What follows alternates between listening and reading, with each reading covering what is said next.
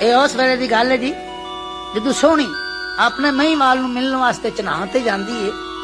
ਨੰਦ ਉਸਦੀ ਅੱਛਾ ਘੜਾ ਰੱਖ ਦਿੰਦੀ ਏ, ਪੱਕਾ ਚੱਕ ਲੈਂਦੀ ਏ।